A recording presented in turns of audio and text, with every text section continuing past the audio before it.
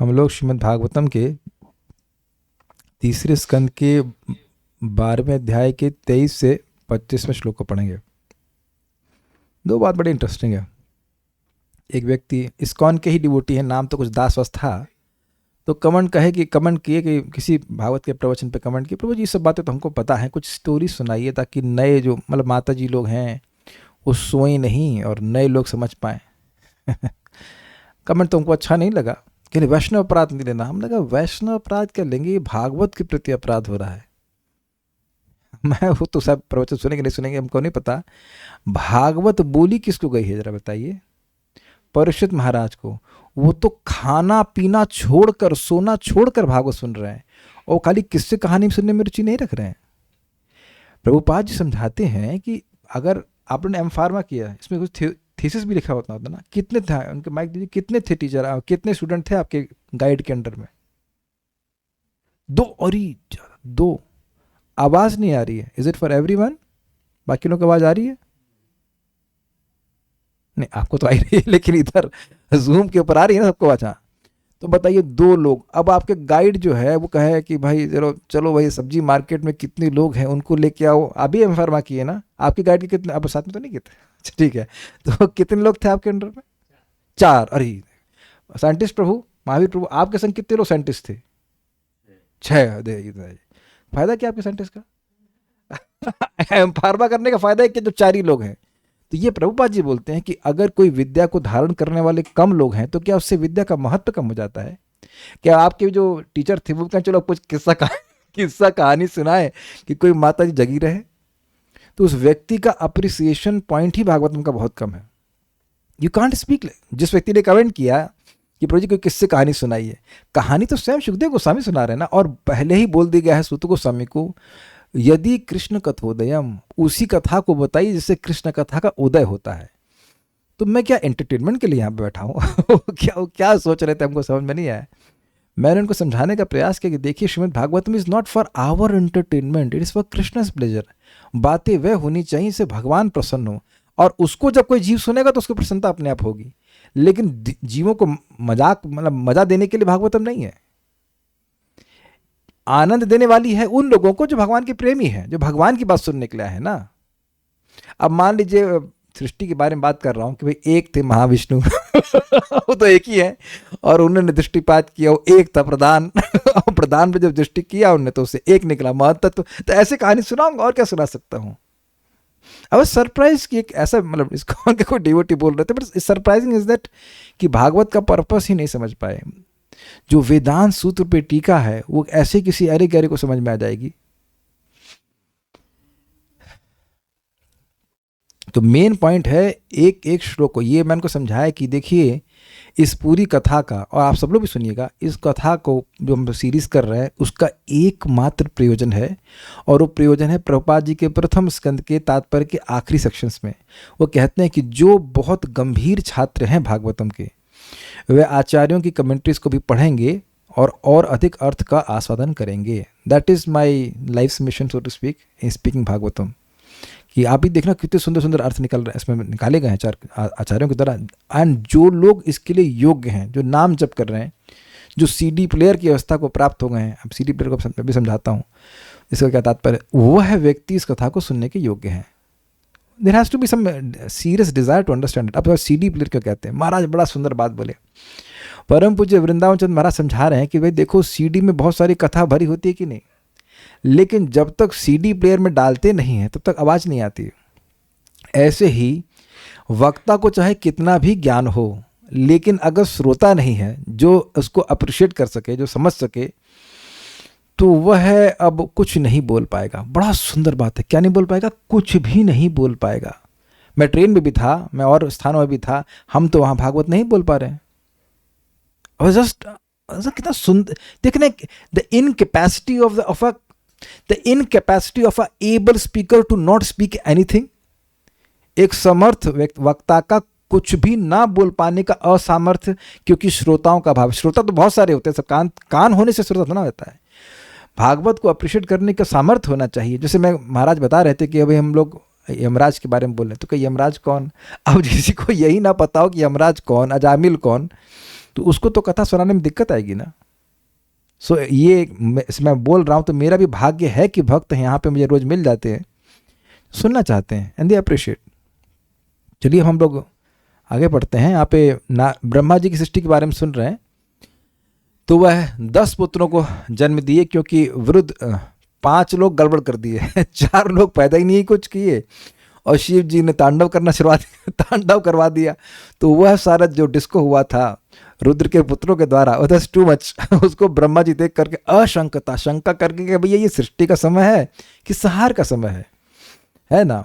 तो अब यह 10 पुत्रों को जन्म देंगे, और ये बहुत इंटरेस्टिंग है। सबसे पहला जो शब्द है हमको, उस पर हम पूरी क्लास को फोकस करेंगे, हमको बहुत अच्छा लगा था। मेरे पीछे बोलिए।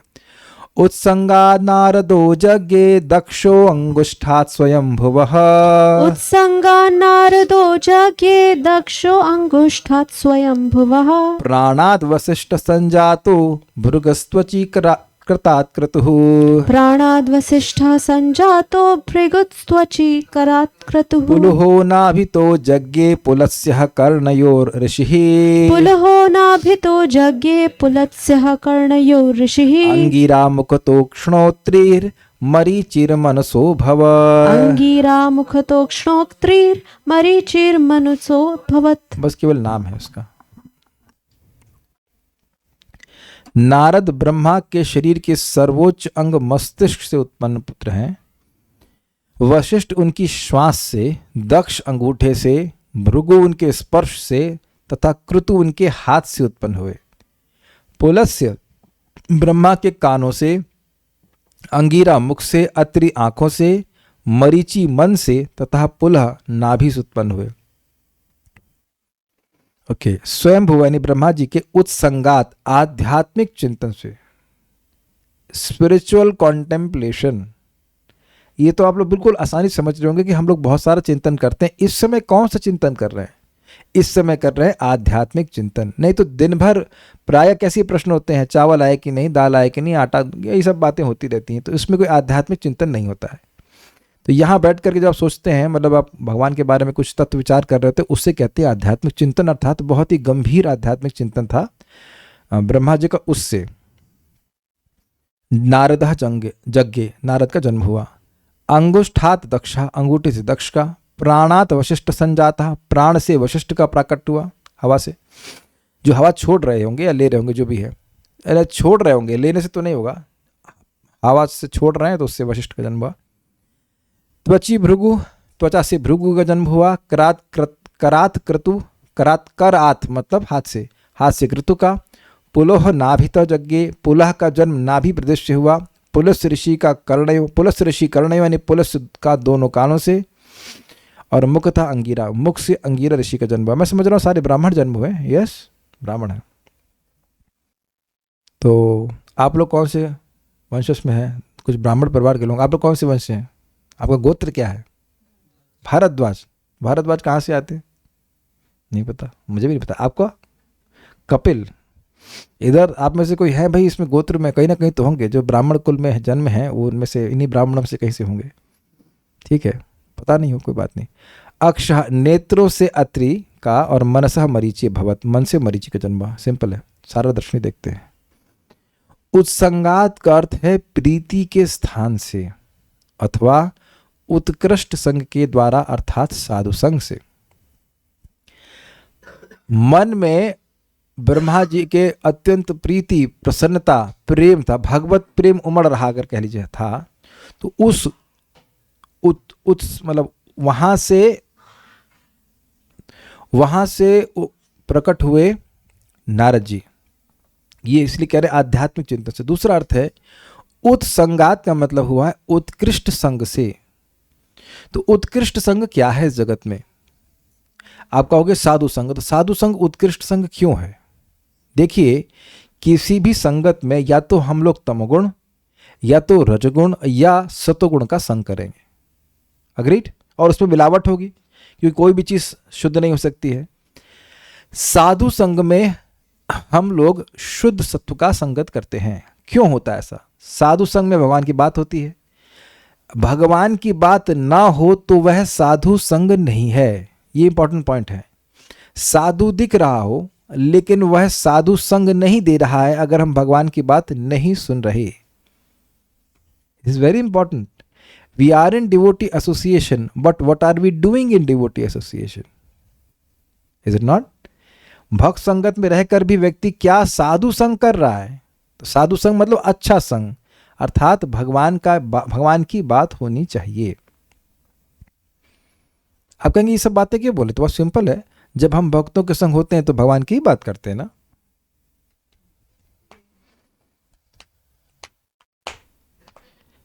तो ये एक प्रश्न आप अपने से कर सकते हैं कि क्या हम भक्तों के संग में रहकर हमेशा भगवान की ही बात करते हैं? तो जब भगवान की ही बात कर रहे हैं तब साधु संग हो रहा है। Very very important. अब लॉजिक थोड़ा समझने का प्रयास कीजिएगा। मैं इसे पूरा पढ़ूंगा फिर मैं समझाऊंगा। बड़े अजीब सी टीका लगेगी पहले आपको, लेकिन थोड़ा समझाऊंगा फिर। आपो नारः इति प्रोक्ता। आप यानी जल को नार कहा जाता है। नार का मतलब हो गया नर का। इस प्रकार यह समझा जाता है कि नर भगवान को दर्शाता है। नारा का अर्थ है जो भगवान का है। ये कौन से जल को इंगित कर रहा है? गर्भ जल को। गर्भ जल कहाँ से प्रकट हुआ था? भगवान गर्भोदकशा विष्णु के शरीर से ही प्रकट हुआ, उनका पसीना ही कह लीजिए, और उसी पे वो सो भी गए। तो क्योंकि जल भगवान से प्रकट हुआ इसलिए जल को नारा कहते हैं। और नर मतलब हो गए भगवान श्री विष्णु। नारद का अर्थ है जो दास्य, सख्य और अन्य भगवान के साथ संबंध प्रदान करता है। दूसरे शब्दों में नारद का अर्थ है भक्ति योग जो ऐसे संबंध उत्पन्न करता है। ये समझ में आया आपको? काफी इंटरेस्टिंग है। नार प्लस द, जो भगवान नारायण को दे। तो भगवान क्या कोई एप्पल है जो किसी को दे देगा? देखिए भगवान हर जगह हैं, हर समय हर जगह हैं, लेकिन भगवान का प्रेम होना चाहिए तब भगवान की प्राप्ति हुई। अग्रीड? अगर दास्य भाव है तो मिल गया दास्य भाव, तो आपको भगवान स्वामी के रूप में प्राप्त हैं। साक्य है तो मित्र के रूप में प्राप्त हैं। Is it very easy? Yes. तो यहां पे नारद का अर्थ भक्ति योग कहा गया है। देखिए इसका अर्थ यह नहीं कि नारद जी है नहीं। आप उत्संगात के दो अर्थ लेंगे। एक, प्रीति के स्थान से प्रकट हुए। ब्रह्मा जी के प्रीति के स्थान से प्रकट होते हैं नारद। तो ये सिंपल अर्थ है कि नारद जी जो भक्ति के प्रवर्तक आचार्य हैं, हर व्यक्ति को भक्ति देने के में मुख्य कार्य नारद जी का है। ऐसे क्यों? चारों संप्रदाय में नारद जी हैं। चारों संप्रदाय में, तो यानी कहीं ना कहीं लिंक बीच में है ही। तो अगर आप कहा जाए कि आपको भक्ति कहां से मिली, तो नारद जी से मिली। जैसे समझने का प्रयास कीजिए कि कहीं एक नल का आउटलेट है और उससे सारा पानी सब जगह जा रहा है, तो वो उससे तो पानी सभी लोग ले ही रहे हैं ना। तो नारद जी सभी से, मतलब चारों संप्रदाय में है। It's quite interesting. तो फिर संप्रदाय अलग कैसे हुए? एक कड़ी तो कॉमन है ना। तो एनीवेज, नारद जी का नाम ही है भक्ति के, उनका काम ही है भक्ति का प्रवर्तन करते हैं। प्रवर्तन मीन्स प्रोपगेशन करते हैं। तो नारद मतलब मूर्तिमान भक्ति योग, ये कहना चाहते हैं। अब इसके दो अर्थ समझ पा रहे हैं। एक है कि ब्रह्मा जी के प्रीति स्थान से नारद जी प्रकट हुए और भक्तों को भक्ति प्रदान करते हैं, तो स्पष्ट है। और दूसरा है कि उत्संगात मतलब उस उत्कृष्ट संग से भक्ति योग प्रकट होता है। इसे कहते हैं श्लेष अर्थ। मतलब श्लेष को क्या बोलते हैं? श्लेष is secondary, not secondary, a hidden meaning. Hidden meaning समझ रहे हैं? डायरेक्ट मीनिंग नहीं है। मतलब श्लेष, देखो भाई चैट जीपीटी क्या कहता है श्लेष का क्या मतलब। श्लेष का मतलब होता है सेकेंडरी मीनिंग, जो प्रकट नहीं है लेकिन वो है। समझ रहे हैं बात? ये बहुत अच्छा बात है। यानी कि साधु, जैसे कि नारद जी ब्रह्मा जी से ही प्रकट होते हैं, है ना, वैसे ही भक्ति योग साधु संग से ही प्रकट होता है। इसमें मैं कुछ बोलने वाला हूं, बड़ी जबरदस्त बात है, हमने सुनी थी, बहुत जबरदस्त बात। यदि हम सोचे कि साधु संग के बिना प्रगति कर सकते हैं, तो ये हो ही नहीं सकता। क्यों नहीं हो सकता? अगर आप पूछोगे क्यों नहीं हो सकता, तो मुझसे क्यों पूछते हो? अपने आप पूछ लो, अपने आप जान लो। प्रश्न बन रहा है कि नहीं बन रहा है? अब आप कहेंगे अच्छा साधु संघ का मतलब श्रेष्ठ भक्तों का संघ। Wrong. I would say not completely right. साधु संग व्यक्ति कब करता है, कैसे करता है? मध्यम अधिकार के प्लेटफॉर्म पर साधु संग ठीक से किया जाता है। जो हमसे श्रेष्ठ होते हैं उनका संग प्राप्त करके हम सुखी होते हैं, साधु संग। जो हमारे साथ में होते हैं उनके मतलब हमारे समान स्तर पे होते हैं उनसे हम मैत्री करते हैं, साधु संग। Are you able to follow? कि व्यक्ति सीख रहा है कि उसे संगत कैसे करनी चाहिए। और जो हमसे कुछ कम है भक्ति में उन पर कृपा करते हैं, साधु संग। We give association. और जो मतलब द्वेष करते हैं उनको हम संग नहीं देते कोल्ड वॉर भी नहीं करते, कुछ भी नहीं। आप अपने घर खुश हैं, हम भी अपने घर खुश। You be happy here, I will happy here. तो ये है मध्यम अधिकार और ये है वास्तविक प्लेटफॉर्म भक्ति का। इससे पहले तक व्यक्ति जो कनिष्ठ प्लेटफॉर्म पे होता है, तो श्रेष्ठ व्यक्ति को मिलने से वह ईर्ष्या करता है, ये श्रेष्ठ क्यों है। समान वाले को मिलेगा, पता है मैंने कितने राउंड चैंट किए हैं कंपटीशन करेगा। जो निम्न व्यक्ति है उसको थोड़ा सा, उसको प्रीचिंग क्या करेगा, उसे समझ में नहीं आएगा, उसे कौन प्रीच्ड होगा व्यक्ति। तो साधु संग कृष्ण क्या है, भक्त श्लोक है, कृष्ण भक्ति मूल है साधु संग। ढूंढ सकते हैं क्या? चैतन्य चरितामृत का श्लोक है। कृष्ण भक्ति का मूल ही साधु संग है। और उसके बाद आगे इसमें ऐसे एंड होता है प्रेमित रंग। और जब भगवान की भक्ति मिल जाती है तब भी ये मुख्य अंग है, तेहो होए मुख्य अंग, ऐसे करके लिखा है। एक बड़ी सुंदर बात इस संबंध में परम पूज्य भक्ति विज्ञान महाराज बताए, और उससे तो आप सुनकर एकदम हिल जाओगे। आप जब से जन्म लिए हैं, मैं बिल्कुल भक्ति की बात नहीं कर रहा हूं, केवल संगत की बात कर रहा हूं। जैसे भी आप हैं इस समय, क्या उसको आपकी संगत ने नहीं निखारा है? चाहे कोई बुरी आदत हो चाहे अच्छी आदत हो। मान लीजिए पैदा होते ही आपको कोई संगत ही नहीं मिलती, हमें संगत नहीं मिलती, तो हम क्या होते पता है? Animal. That's very heavy. I mean this is very heavy. मैं बता रहा हूं, पूरा प्रवचन में इस पर फोकस करने का प्रयास कर रहा हूं। It be very very heavy point. अगर हमको माँ पिता किसी के द्वारा कोई संगत नहीं प्राप्त होती तो हम एक पशु की तरह ही होते। और ऐसे ही जिस भक्त को किसी भक्त की संगत नहीं मिली, उन्नत भक्त की संगत नहीं मिली है, तो वह भक्ति में, क्षमा कीजिएगा, लेकिन वो पशु की तरह रहेगा, वो कुछ प्रगति कर नहीं पाएगा। और ध्यान देना होगा कि जो भी भक्त भक्ति में आते हैं, भगवान उनकी संगत की व्यवस्था स्वयं करते हैं। भगवान भी चाहते हैं कि वह बड़े हों कृष्ण कॉन्शियसनेस में। ये बहुत इंपॉर्टेंट पॉइंट है। तो यानी कि भक्ति का उदय ही साधु संग से होता है। बड़ी सुंदर बात महाराज सामने बता रहे थे कि देखिए, बहुत से लोग भगवान का नाम बिना साधु संग के भी बोलते हैं, लेकिन यानी कि पाप तो नामोच्चारण से नष्ट हो जाता है, लेकिन अनर्थों की निवृत्ति साधु संग से ही होती है। और इसको आप बिल्कुल समझ सकते हैं, श्रद्धा भजन क्रिया। ये कितना बड़ा गलती आप कर दी है, कितनी बड़ी गलती कर दी। क्या गलती कर दी निशा माता जी ने? साधु संग को खा गए। यही तो जिंदगी में नहीं करना है। श्रद्धा साधु संग, भाई साहब, श्रद्धा भी साधु संग से ही आई।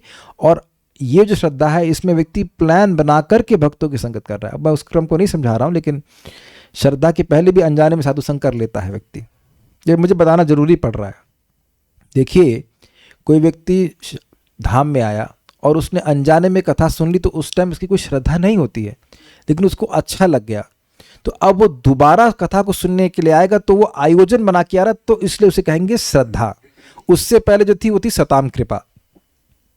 भक्तों की अनजाने में कृपा हो गई तो उसको अच्छा लग गया, उसके बाद वह भक्ति करने लगा। मेरे ख्याल से सारे लोग इसी तरह से आए होंगे, पता भी नहीं होगा भक्त है, जुड़ गए। और उसके बाद साधु संग में श्रद्धा, मतलब ये लोग बड़े अच्छे हैं, अच्छी अच्छी बातें बोलते हैं, व्यक्ति फिर से जाता है, फिर वापस जाता है। और उसके बाद आगे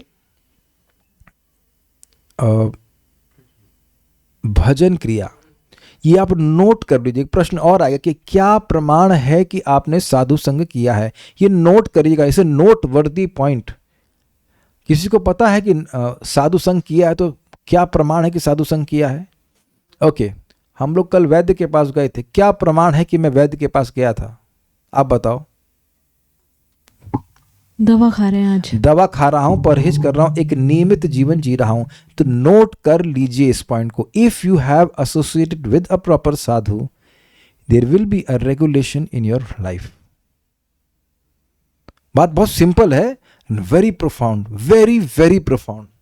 पूरा जीवन चेंज करने वाली बात है। यदि आपने साधु संग किया है, वाकई संगति करी है, संगति मीन सम अटैचमेंट, सम लाइकिंगनेस, तो वह साधु आपको जरूर बताएगा कि आपको करना क्या है। जैसे मुझे भी बताया, मैं तो पूछा था आई टीम के सेलेक्ट होंगे, कहेंगे माला जप करो। आप प्रैक्टिकल देखिए, कोई एक व्यक्ति यहां विरोध नहीं कर सकता इस बात का, क्योंकि जिस भी साधु से मिले हैं, आज आप लोग जप कर रहे हो, उसने आपको, किसी भी साधु से मिले, चाहे छोटा भक्त हो बड़ा भक्त हो, उससे मतलब नहीं, लेकिन उसने आपको बताया कि आप जप कीजिए। जप मीन्स रेगुलेशन। चाहे एक माला के लिए बोला हो, भगवान का भोजन अर्पण करने के लिए बोला, भगवान को भोजन अर्पण करने के लिए कहा कि नहीं कहा? कारण क्या है? साधु और वैद्य बिल्कुल सेम साधु वैद्य पाए, बिल्कुल साधु और वैद्य एक तरह से चलते हैं। वो लोगों से नहीं मिल रहे हैं, वो बीमारों से मिल रहे हैं। वैद्य लोगों से नहीं मिलते हैं, लोगों से मिलने के लिए नहीं बैठे होते हैं, और ना ही लोग उनके आस आके पूछते हैं, डॉक्टर साहब आप कैसे हो? आप में से किसी ने पूछा है? नहीं पूछा। आप में से कोई पूछता डॉक्टर साहब आप कैसे हैं? कहेंगे तू मुझे पूछने आया कैसे हैं? उनका एकमात्र, he only sees patients, he does not sees Hindus, he does not sees Muslim, basically he doesn't see जाति, गुप्ता, पांडे, सब कुछ नहीं पूछते, मतलब है उनको एक ही मतलब है कि भाई इसका बीमारी ये बोल रही है, इसको ये दवा देनी है।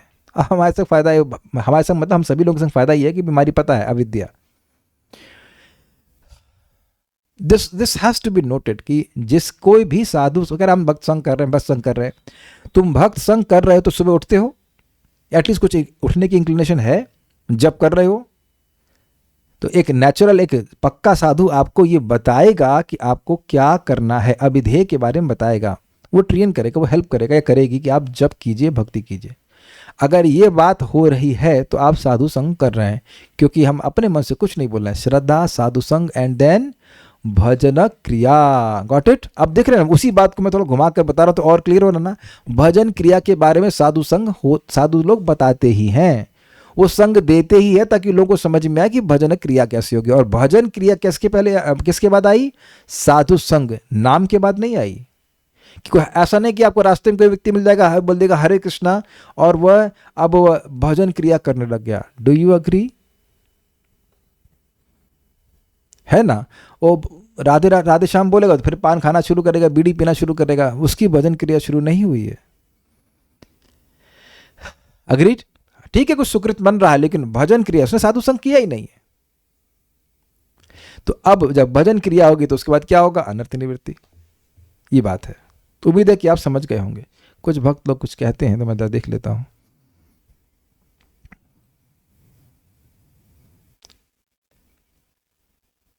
नर इक्वल्स टू जड़, नारा इज इक्वल्स टू जो भगवान का है, सारार्थ दर्शनी। नारद मीन्स नारायण को देने वाला। कैसे?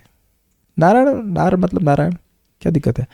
कृष्ण भक्ति जन्म मूल होय साधु संग, कृष्ण प्रेम जन्मे ते हो पुनः मुख्य अंग। चैतन्य चरितामृत मध्य लीला 22-23, बहुत इंपॉर्टेंट पॉइंट है।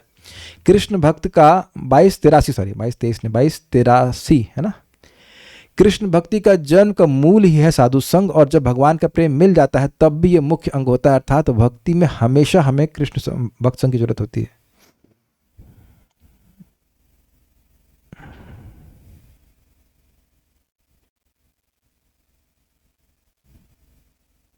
ओके, बाकी प्रश्नों को अंत में लेंगे। तो उम्मीद है कि आप समझ गए होंगे कि नारद मतलब भगवान को देने वाला, और भगवान को प्राप्त करने का मतलब है भगवान का प्रेम प्राप्त करना उन 4 रसों में, और नारद जी ऐसा करते हैं। तात्पर्य: नारद ब्रह्मा के सर्वोच्च विचार विमर्श से उत्पन्न हुए थे, क्योंकि नारद जिसे भी चाहते उसी को परमेश्वर प्रदान कर सकते थे।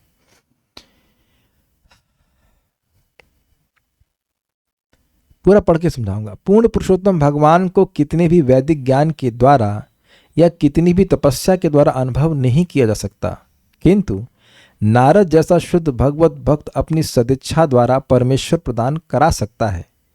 नारद नाम से सुझाव मिलता है कि वे परमेश्वर प्रदान करा सकते हैं। नार का अर्थ है परमेश्वर, तथा द का अर्थ है जो प्रदान कर सके। वह भगवान को प्रदान कर सकता है का अर्थ यह कदापि नहीं कि भगवान कोई व्यापारिक वस्तु के सदृश है जिसे कोई भी व्यक्ति को प्रदान किया जा सकता है, किंतु नारद किसी को भी भगवान के दास, मित्र, माता पिता या प्रेमी के रूप में भगवान की दिव्य प्रेम भक्ति प्रदान करा सकते हैं।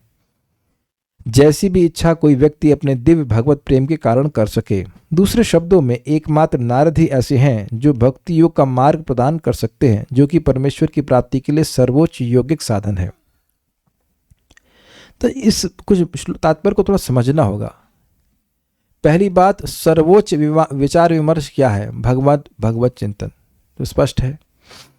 दूसरा बात है कि नारद जिसे भी चाहे उसको परमेश्वर प्रदान कर सकते हैं। कृष्ण से तो मारो, कृष्ण से तो मार, कृष्ण दिते पारो तुम्हार शक्ति आछे। कृष्ण आपके हैं और आपके पास शक्ति है कि कृष्ण किसी को भी दे देंगे। तो इस प्रकार से देंगे, भाई दवा है, ले लो, खा लो। क्या साधु लोग ऐसा देते हैं? पढ़ानंद जी को बात, क्या साधु लोग इस प्रकार से देते हैं?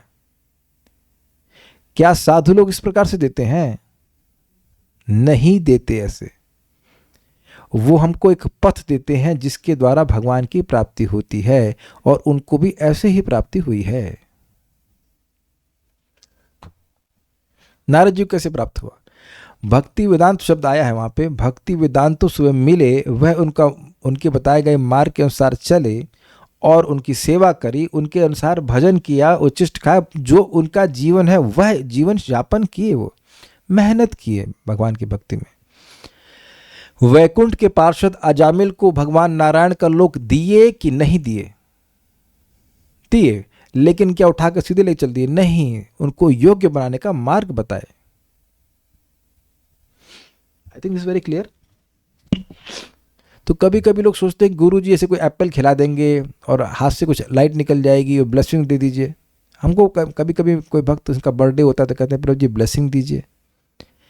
अब पता नहीं ब्लेसिंग का क्या अर्थ होता है, क्या समझते हैं ब्लेसिंग का अर्थ। जब भक्ति योग के बारे में बताया जा रहा है तो क्या ये ब्लेसिंग नहीं है? मैं वैद्य के पास गया, कोई भी व्यक्ति वैद्य के पास जा रहा है और आपको बता रहा है भाई ये खाओ ये मत खाओ, तो किस कामना से बता रहा है? आप ठीक हो जाए ना।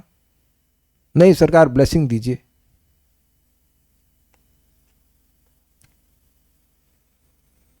हमको एक भक्त दिख रहे हैं, बुरा नहीं मानेंगे, कई दिन नहीं दिखे क्लास में, तो मैं पूछा क्या कर रहा है? अकेले में अच्छे से भक्ति हो रही है शायद।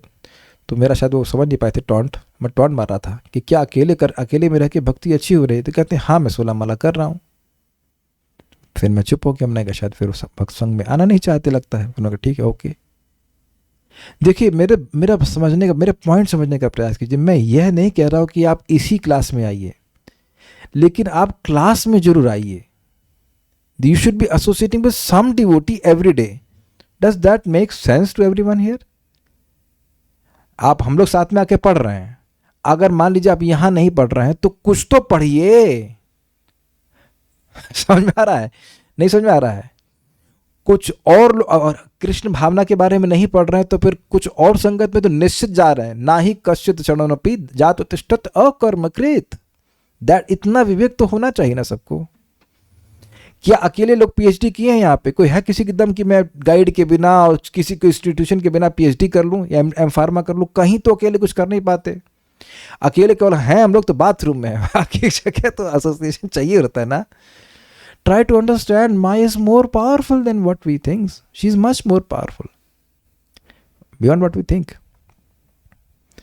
हम बात इस बात की कर रहे हैं कि संग भक्तों के संगत में आप देखो आते ही कुछ एनर्जी चेंज हो जाती है कि आप इसको अनुभव नहीं कर सकते हैं। Things change. आपको पता है कि आपके फेवरेट जो प्रवचन करता है उनका कौन सा लेक्चर यूट्यूब पे अवेलेबल है, तो वो पिक क्यों नहीं होता? वो चलाते क्यों नहीं है? मैं सामान्य लोग की बात कर रहा हूँ, बाबा जी लोग की बात नहीं कर रहा। क्यों नहीं दब पाता है वो बटन? वो बटन दबाने के लिए भी शक्ति चाहिए होती है भाई साहब। आप मेरी बातें समझ पा रहे हैं? होपफुली मैं बहुत छुपा के नहीं बोल पा रहा हूँ, क्लियरली बोल रहा हूँ। तो साधु लोग, गुरु, साधु जो कोई भी है, वह हमको मार्ग बताते हैं भक्ति को प्राप्त करने का। And that's how they deliver Krishna to us. क्योंकि हमारे सभी के हृदय में भगवान का प्रेम है। श्रवण आदि शुद्ध चित्त कौरिबे उदय। महाप्रभु स्वयं किसको बोले? रघुनाथ दास गोस्वामी बोले क्रमे क्रमे क्रम, हाँ नहीं सॉरी, सनातन गोस्वामी को शिक्षा दे रहे, क्रमे क्रमे से ही भक्त होइबे उत्तम। क्रम क्रम से भक्त उत्तम भक्त बनता है। तो क्रम का मतलब है कुछ अनुशीलन हो रहा है, कुछ साधना हो रही है। अग्रीड, ये बात है। तो इसलिए कभी यह नहीं सोचना चाहिए कि गुरुजी किसी और को अधिक दे रहे हैं और मुझे कम दे रहे हैं, सभी को मार्ग बराबर दे रहे हैं। आप बताइए, आज तक आपने किसी डॉक्टर को कंप्लेन करी है, सर आप उसको अच्छे से बता रहे हो और मेरे को कम दवा दे रहे हो? आप में से किसी ने कंप्लेन करी है इस तरह की? नहीं। Is it very clear? जो भी वैद्य है, सदवैद्य है, तो सामने जो भी आ रहा है उसको पूरी तरह से ट्रीट करने का प्रयास करता है। That's very very simple, very simple way. Srila Prabhupada ji के शिष्य थे, उनका नाम था जयानंद, ना जयानंद नहीं, विष्णुजन महाराज। और उन्होंने प्रभुपाद से पूछा, प्रभुपाद आप मुझे इतनी कृपा क्यों दे रहे हैं? उन्होंने सिंपल कहा कि मैं तो सबको दे रहा हूं, आप ग्रहण कर रहे हो। ये सिंपल सी बातें हैं।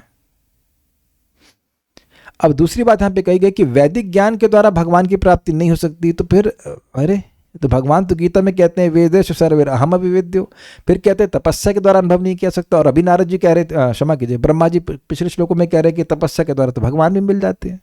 तब तो ये विरोध नहीं लग रहा आपको?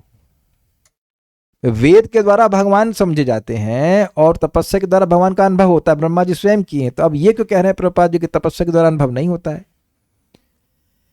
तो point is very simple. Point है कि भक्तों के अनुगत्य में जो तपस्या भगवान चाहते हैं वह करने पे होता है। वेद को पढ़े, लेकिन भक्तों, वेद का मतलब जो सार है, श्रीमद् भागवतम को पढ़ेगा तब भगवान समझ में आएंगे। वेद का सार है भगवान की भक्ति। भक्ति ही नहीं किया और वेद को पढ़ रहा है तो क्या मिलने वाला है? कुछ भी नहीं मिलने वाला है। ये बात है। उम्मीद है तो इजी बात होगी। अब एक और मजेदार बात है, नारद जैसा शुद्ध भगवत भक्त अपनी सद इच्छा द्वारा परमेश्वर प्रदान करा सकता है। ये एक बहुत गंभीर बात है। देखिए, भक्त पूरी तरह से भगवान की कृपा देने के लिए स्वतंत्र है। भगवान अपनी कृपा देने के लिए स्वतंत्र नहीं है। और इसको आप पढ़ना बता रहा हूं कहां? 1.2.6 चक्रवर्ती पाद की टीका हम लोग पढ़ा चुके हैं पहले, उसको आप देख लेना। अब वहां पे बहुत इंपॉर्टेंट पॉइंट आ रहा है।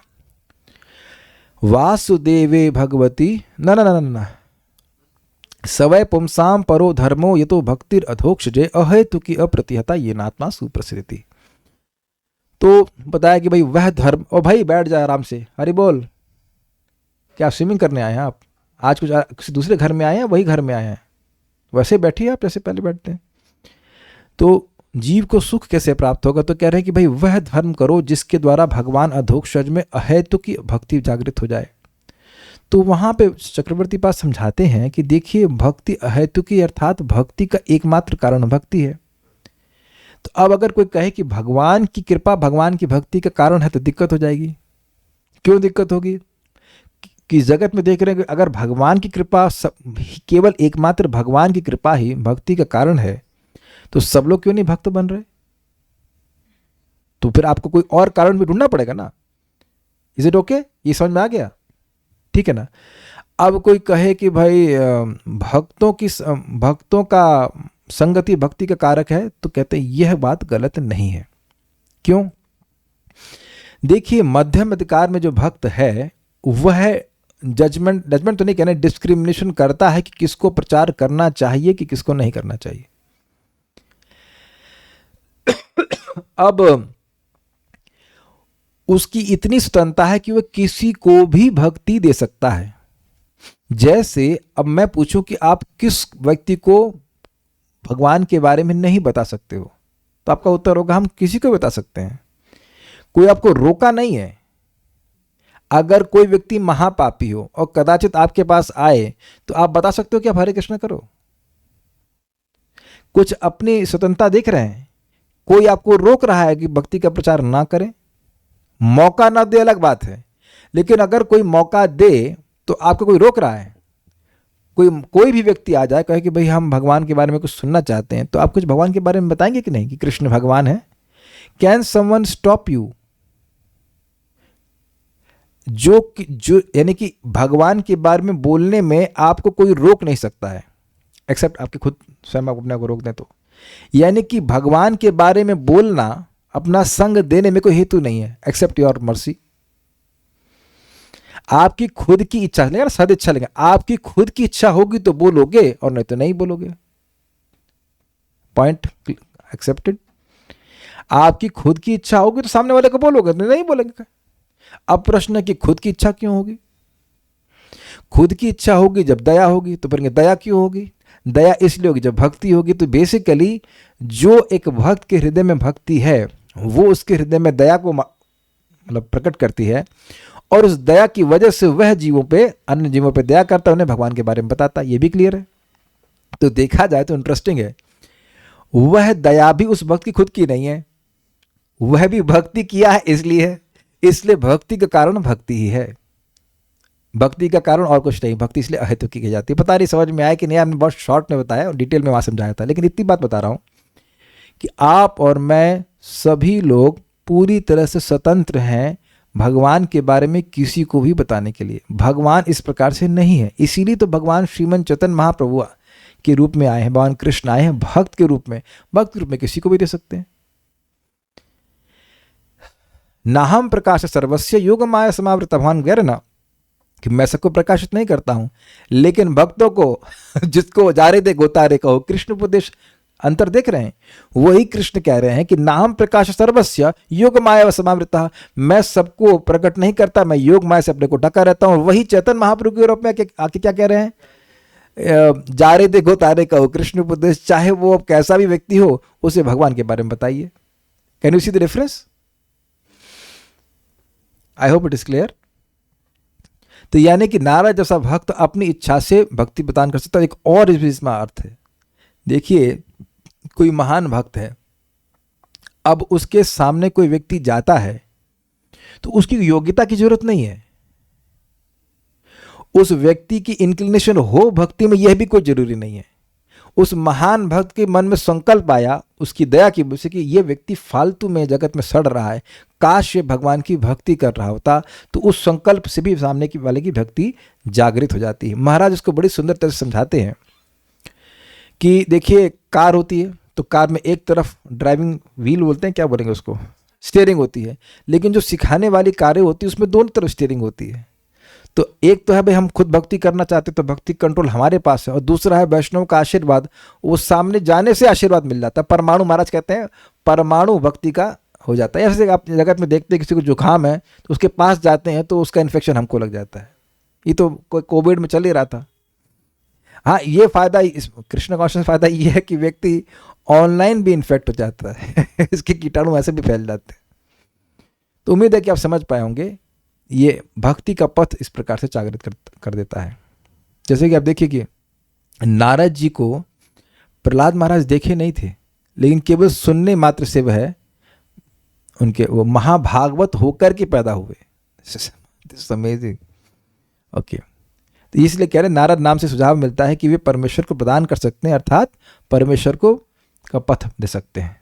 ठीक है, इसी बात पे एक और बात याद आ रही है कि वो आगे सुनेंगे चौथा स्कंद में, प्राचीन परिषद पूरे पूरे मतलब विश्व में यज्ञ किए जा रहे हैं, इतना यज्ञ किए कि जो क्या कहते, कौन सी कहा, कुश घास से पूरी पृथ्वी पट गई। तो नारद जी और कहे देखे कि ये क्या, देखो अब नारद जी आकर देखते हैं, उनको दया आती है, कहाँ कर्मकांड में फंसा हुआ है, ध्रुव महाराज की लीनेज में है, वंशावली में है, कहाँ अपना समय खराब कर रहा है। तो उनको फिर वो कहानी सुनाते हैं, पुरंजन उपाख्यान इत्यादि सुनाते हैं, खूब सुनाए। एक व्यक्ति को उद्धार करने के लिए इतने चैप्टर्स, काफ़ी लंबा उपाख्यान है, तो वो सुनाते हैं। और उसके बाद प्राचीन परिषद बड़े बुद्धिमान कहते हैं कि इतने सारे ब्राह्मण आए और मुझे भगवान की भक्ति के बारे में कोई नहीं बताया, तो क्या मैं योग्य नहीं था कि वो जानते नहीं थे? तो नारद जी ने कहा कि वह जानते नहीं थे। और इसी तरह से यमदूतों ने पूछा है यमराज से, अरे भाई एक ही नाम बोलने से जब सब पाप नष्ट हो जाता है तो अन्य ऋषियों ने सब काहे के लिए प्रायश्चित किया है? तो वहाँ यमराज जी कहते हैं कि ये माया आलम कर शब्द, मतलब वो उनकी जो वेद की वाणी है उसी से उनकी मति भ्रमित हो रही है कि ये पाप किया तो ये प्रायश्चित करो, ये पाप किया तो ये प्रायश्चित करो, नाम पे विश्वास नहीं होता। तो ये सब बातें हैं। और यहाँ व्यापारी वाली बात तो बिल्कुल स्पष्ट है कि कुछ ले करके आप भगवान के देते हो, ऐसा नहीं है। हाँ भाई आलू क्या रेट है, 80 रुपये किलो, अच्छा तो दे देना भाई 1 किलो। ऐसे करके हम भगवान के भक्त से व्यापार नहीं कर सकते, अपितु भगवान के भक्त हमें सिखाते हैं कि भजन का व्यापार नहीं करना चाहिए। ये समझे लाइन, ये लाइन समझे आप? भजन बेचना नहीं चाहिए। अगर पूछे नारद जी से कि भाई नारद जी आपको भगवान कैसे मिले? मैंने व्यापार नहीं किया भगवान से, निश्चल भाव से सेवा करी इसलिए मिले। तो आप भी ऐसे ही निश्चल भाव से भगवान की सेवा करोगे तो आपको भी भगवान प्रसन्न हो जाते हैं। नारद जी आ गए हैं तो उनकी एक बड़ी अच्छी बात बताऊंगा आपको। सर्वेंद्रिय उपशांताय दया सर्वभूतेषु संतुष्टो येन केन वा सर्वेंद्रियोपशांताय तुष्यति आशु जनार्दन। सभी जीवों पे दया करे जितना सामर्थ्य है। संतुष्ट यो न केन वा, जैसे भगवान रखें ये न केन प्रकार न संतुष्ट रहे। और सर्वेंद्रियोपशांताय, सभी इंद्रियों को उपशांत कर शमित कर ले तो तुष्यति आशु जनार्दना, बड़ी आसानी से भगवान संतुष्ट होते। इस प्रकार से नारद जी शिक्षा दे रहे हैं। ठीक है, हम लोग और तो कुछ इसमें मुझे लगता है पढ़ाने के लिए नहीं है। बाकी बड़ी स्पष्ट बात है कि अगर भगवान की प्रेम भक्ति मिलती है तो उस प्रकार के चारों रसों में से किसी में स्थित होकर के भगवान की प्राप्त करता है। अब हम एक आखिरी श्लोक पढ़ लेते हैं आज का। धर्मस्तनाद दक्षिणतो यत्र नारायणः स्वयं, धर्मस्तनाद दक्षिणतो यत्र नारायणः स्वयं, अधर्म पृष्ठतो यस्मान् मृत्युर्लोकभयङ्करः, अधर्मः पृष्ठतो यस्मान् मृत्युर्लोकभयङ्करः।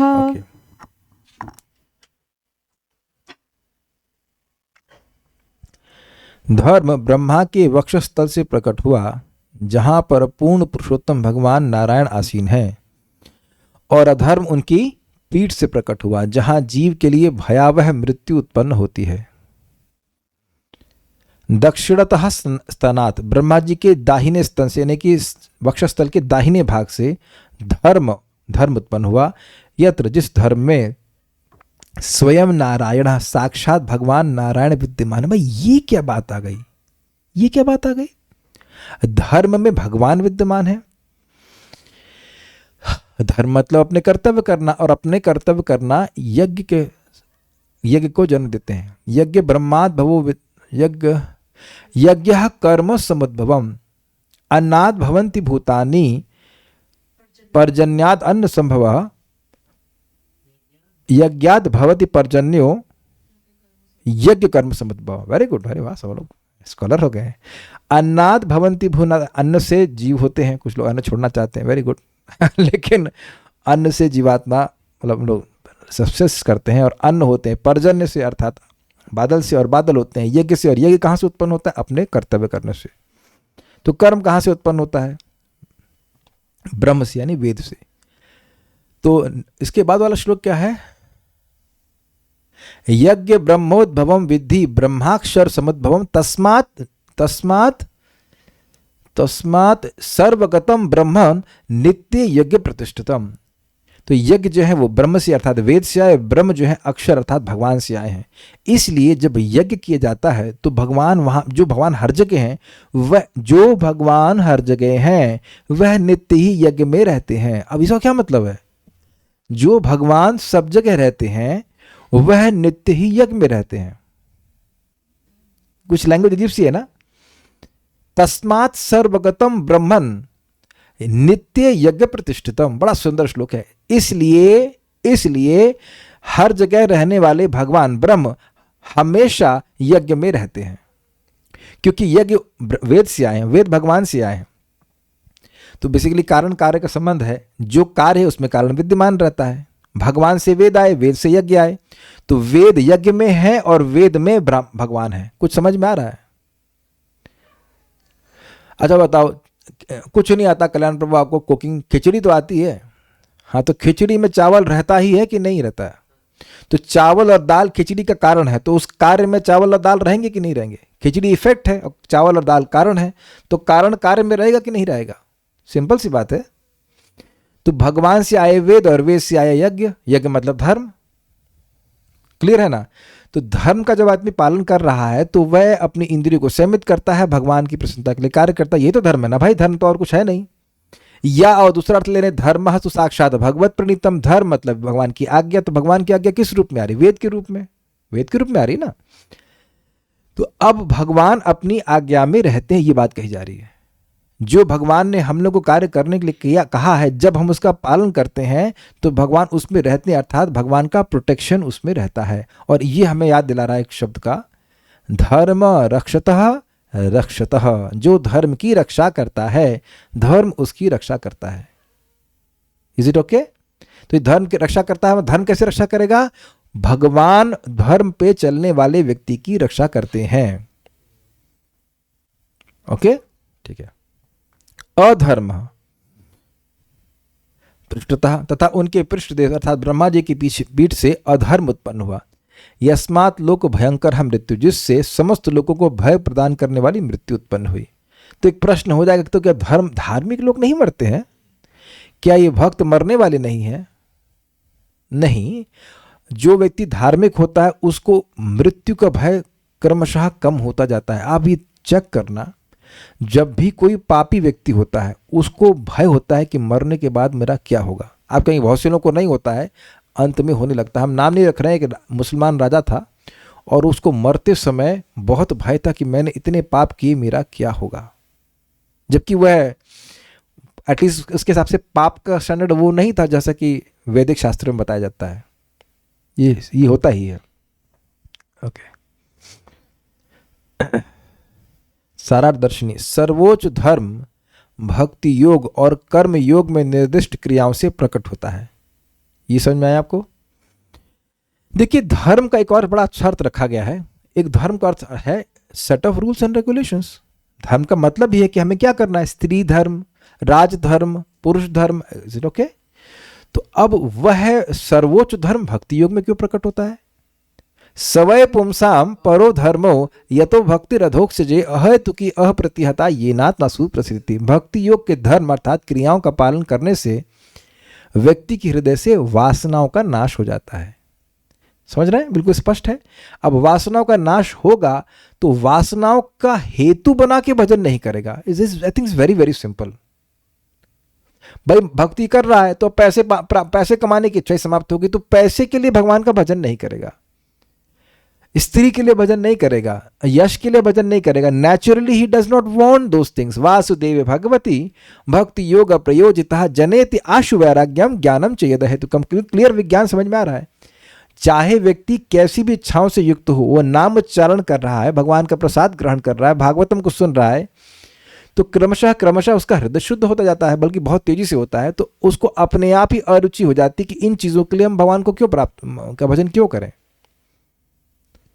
आप देखो, सामान्यतः लोग किसी देवता की पूजा करते हैं तो क्या पैसा मुख्य होता है, हमारा बिजनेस बढ़िया से चले या किसी का संतान हो जाए इत्यादि इत्यादि।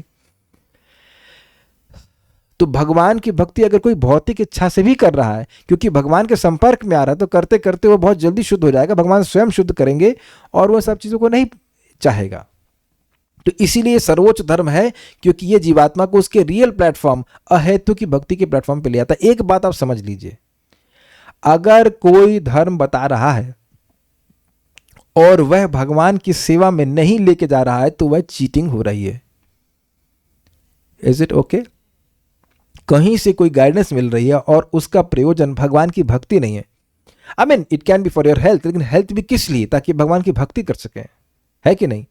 तो अगर कोई ऐसा कार्य बताया जा रहा है जिसका पर्यवसान, जिसका कल्मिनेशन भक्ति में नहीं है, तो एकदम स्पष्ट समझ लें कि वो बताने वाला व्यक्ति चीटिंग कर रहा है। और अगर हम स्वीकार कर रहे हैं तो हम भी चीटेड होने के लिए पेमेंट कर रहे हैं।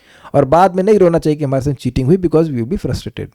हम केवल अपने आप को दुखी, मतलब चीटेड ही मानेंगे। मज़ा नहीं आया, मज़ा नहीं आया। अब आप कहेंगे ये सब बातें क्यों कहते हैं? बहुत से परिवार वाले माता पिता कहते हैं इंजीनियर बन जाओ, डॉक्टर बन जाओ, ये बन जाओ, वो बन जाओ। काहे बन जाए? काहे बन जाए? उसके लिए नियम पालन करना पड़ता है कि नहीं? कितना कितना करता है। और व्यक्ति सोचता है कि हमारे बड़े बूढ़े हमसे लाभ, हमको हमारे लाभ के लिए कह रहे हैं। नहीं, वो खुद भी चीटेड हुए हैं और आपको भी चीटिंग करेंगे। मैंने यह नहीं कहा कि आप पढ़ाई नहीं कर सकते, मैंने ऐसा नहीं कहा। लेकिन अगर कोई कहे कि बेटा अभी तुम्हारी पढ़ने की उम्र है, तुम भक्ति मत करो और तुम ये सब जो भी है पढ़ते रहो, केवल यही करते रहो, तो वह केवल धोखा आपको दे रहा है। ये बात है। जगत में जब तक जीवन में रह रहा है तो कुछ ना कुछ तो प्रैक्टिकल करना ही पड़ेगा, लेकिन एकदम भक्ति को छोड़ के करना, ये मतलब एकदम चीटिंग है। अब कहेंगे कि मैं बातें बार बार क्यों कहता हूँ, लेकिन this is has to be understood, क्योंकि इसके विपरीत में तो बहुत लोग बातें बोलते हैं ना, और उस पर लोगों को बहुत विश्वास होता है। हमारे पिताजी हैं, अब ब्रह्मज्ञानी है कि नहीं, लेकिन ज्ञानी तो लगते हैं, सच ही बोल रहे होंगे कुछ। इस प्रकार यह श्लोक धर्म के प्राकट्य का वर्णन करता है। हृदय या छाती को सबसे अच्छा स्थान माना जाता है, क्योंकि यह स्नेह का स्थान है. Okay, can you feel it? क्या तुमने कभी किसी से प्यार किया है? If you have some affection, तो वह आपके अफेक्शन आपकी पीठ से नहीं आता है. ओके, किसी की अफेक्शन पीठ से भी आता है क्या? कभी किसी पिक्चर में ऐसे हीरो नहीं बोला ए कुछ कुछ होता है, उसके पीठ में कुछ कुछ नहीं होता है, उसके हृदय में कुछ कुछ होता है. I hope it is understood कि हमारे इमोशन का स्थान पीठ नहीं है, हृदय है. बल्कि बोलते हैं तुम घूम के चल दिए, बोलते हैं ना, पीठ कर दिए, अर्थात अपने इमोशंस तुमने हमारे से मोड़ लिए, तुम मुंह मोड़ के चल दिए अपने परिवार वालों से, तो मतलब पीठ दिखा के चले गए. तो बड़ा सुंदर अर्थ है कि स्नेह का स्थान होता है. यानी कि जो व्यक्ति धर्म कर रहा है, भक्ति कर रहा है, उसके प्रति भगवान का स्नेह होता है. Very nice. प्रमाण, मदीयो अयम सर्वधा मद रक्षणीयो अयम. ये श्लोक नहीं मिलेगा, ये टीका से है. 6.2.9-10 श्रीधर स्वामी की टीका कि जो व्यक्ति नाम बोलता है उसके प्रति भगवान की बड़ा स्नेह होता है कि ये व्यक्ति मेरा है. कितना सुंदर है ये. अधर्म का अर्थ है निर्धारित धर्म का पालन ना करना और वर्जित कर्मों करना. मतलब समझ रहे, 2 पॉइंट है इसमें. जो करना चाहिए वह नहीं करना और जो नहीं करना चाहिए वही करना. ये है, सिंपल है. अधर्म ब्रह्मा की पीठ से प्रकट हुआ जो आकर्षक नहीं और स्नेह का स्थान भी नहीं. ये समझे स्नेह का मतलब अब तुमको जो करना चाहे करो. देखा जाए तो एक दर से देखा जाए तो ब्रह्मा जी ही मुंह मोड़ लिए उससे कि तुमको जो करना करो, हम देखना भी नहीं चाहते तुम क्या करना चाहते हो, तुमको अभी यमराज ही देखें. अग्रीड? क्या करेंगे तुमको देख कर, क्या धर्म में पड़े हुए हो. इस अर्थ में तात्पर्य यह बात अत्यंत महत्वपूर्ण है कि धर्म उस स्थान से प्रकट हुआ जहां स्वयं भगवान आसीन है. कहां पे है भगवान? श्लोक, ईश्वरः सर्वभूतानां हृदयेशे अर्जुन तिष्ठति भ्रामयन् सर्वभूतानां यंत्रुणानि मायया. हृदय में, हिंदी नहीं चाहिए थी, संस्कृत चाहिए थी. हृदय में तो लिखा ही हुआ है, संस्कृत चाहिए थी. This is very nice. आप देखो कि अगर आप किसी को स्मरण करते हो तो भी आप हृदय में ही स्मरण करते हैं. You can always feel like that. The feelings are very strongly generated in your heart centre. आप कभी देखिए डर लगता है तो भी, अब तो डर वाली फीलिंग समझ में आ रही, लेकिन अगर प्रेम किया हो, किसी बहुत अफेक्शन हो, then also feel a sense of melting of heart. हृदय जो है मेल्ट होता था, महसूस होता है. पीठ में कुछ नहीं होता है कभी. है कि नहीं? कह रहे हैं पीठ में खुजली होती है ना. खैर खुजली नहीं होती है केवल, बट इट्स वेरी इंपॉर्टेंट. बात बहुत सुंदर है कि जिस स्थान पे भगवान है उस स्थान से धर्म का प्राकट्य हुआ है. एक्चुअली आप 5वें स्कंद के 5वें अध्याय में देख लीजिए, वहां भगवान कहते हैं कि मैं हमेशा, अपने भक्त हमेशा मेरे हृदय में रहते हैं और मैं हमेशा अपने भक्तों के कल्याण के बारे में सोचता हूं. Very nicely put. तो ये आप जो जप कर रहे हैं, भक्ति कर रहे हैं, तो ऐसा नहीं है कि भगवान आपको भूल जाए. बड़ा भगवान का प्रसिद्ध स्टेटमेंट है. अर्जुन को बोले हैं, ये अर्जुन, जिसने मेरा नाम कभी भी, कहीं भी, कैसे भी बोला है, उसके नाम को मैं कभी भी नहीं भूलता. This is very nice. कभी हृदय में कृतज्ञता का अनुभव हुआ है? वो कहाँ होता है? अभी बोल दिया मैंने, हृदय में ही होता है. तो उसी तरह से भगवान के हृदय में भी उस व्यक्ति का, मतलब उसको बहुत मानते हैं जो उनकी भक्ति करता है. मैं धर्म का अर्थ, सिंपल अर्थ भक्ति ही ले रहा हूँ, क्योंकि जीवात्मा का धर्म है भगवान की सेवा करना. बाकी और धर्म में इतना इंटरेस्टेड नहीं है, क्योंकि धर्म का अर्थ है भगवान की भक्ति में सेवा, जिसकी पुष्टि भगवद गीता तथा भागवत में हुई है. भगवद गीता में अंतिम उपदेश धर्म के नाम पर अन्य सारे कार्यों को त्याग कर भगवान की शरण लेने के लिए है.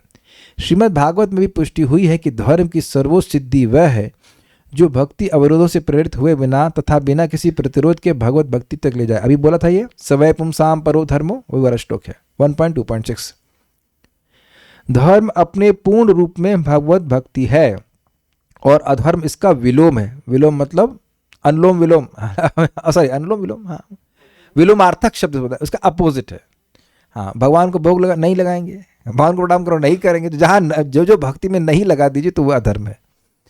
यानी कि अगर कोई व्यक्ति धर्म के नाम पर भक्ति को छोड़ रहा है तो वह भी अधर्म है. ठीक. हृदय शरीर का सबसे महत्वपूर्ण अंग है, जबकि पीठ सबसे उपेक्षित अंग है। कितने लोग अपनी पीठ पे साबुन रोज लगाते हैं? Okay, that's a good poll. Please raise your hands. आप में से कितने लोग अपनी पीठ पे साबुन रोज लगाते हैं? That's a good one. कितने लोग रोज पीठ पे साबुन लगाते हैं? अरे हाथ खड़ा कीजिए। कोई नहीं कर रहा। तो आप समझ रहे हैं कि मतलब पेट पे और सब छाती पे तो आदमी साबुन लगा लेता है, दिख रहा है, लेकिन पीठ पे नहीं, क्या फर्क पड़ता है? तिलक की बात तो ना कर रहे हैं यहाँ पे, हम साबुन की बात कर रहे हैं। और तिलक भी सीधा नहीं लगाते होंगे, टेढ़ा मेढ़ा कुछ भी लग गया। तो एक काफ़ी इंटरेस्टिंग बात है कि ये पीठ पे आदमी ध्यान नहीं देता है। एक बात बोल रहा हूँ, तो विनोद की बात थी। जब कोई शत्रु हमला करता है तो मनुष्य पीठ की ओर यानी पीछे से प्रहार सहन कर सकता है, किंतु वह वक्षस्थल पर होने वाले प्रहारों से अपनी रक्षा पूरी सावधानी से करना चाहेगा। यानी कि इंटरेस्टिंग है कि अधर्म की उपेक्षा कर देनी चाहिए, लेकिन धर्म की नहीं। Got it?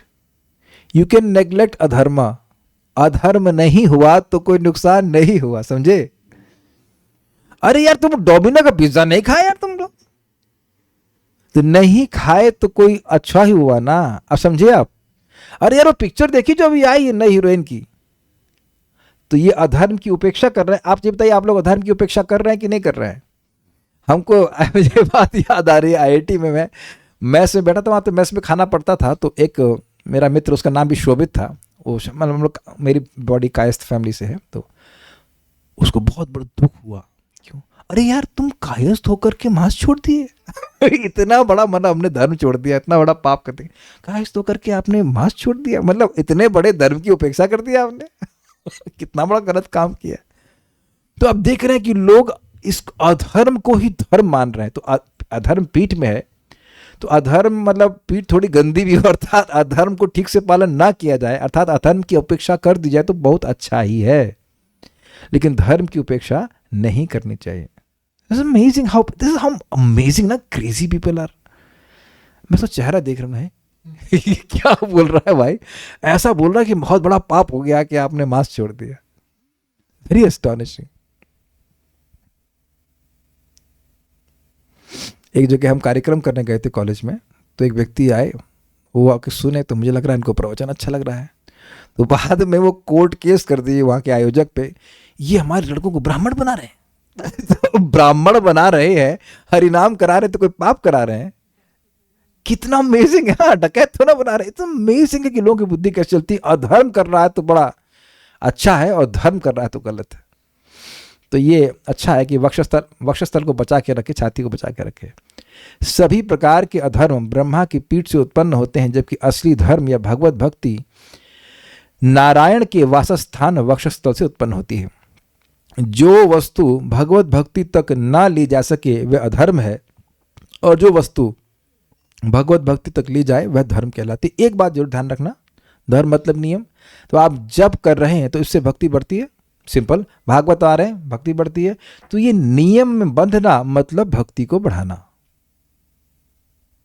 Is it okay? तो जो भी आप जप करते हैं, प्रसाद ग्रहण कर रहे हैं, नाम जप कर रहे हैं, वैष्णव संग कर रहे हैं, तो ये कुछ नियम में बंध के कर रहे हैं, लेकिन इससे हमारी भक्ति बढ़ रही है। तो ये वास्तविक धर्म है। बाकी जो कुछ भी कर रहे हैं, जब विचार कीजिएगा, ये पूजा, सरस्वती पूजा, मतलब in the sense nothing against Saraswati, but ये पूजा, वो पूजा, ये देव पूजा, वो पूजा कर रहे हैं, तो इससे पहले एक प्रश्न कर लें कि क्या इससे मेरी भक्ति बढ़ेगी?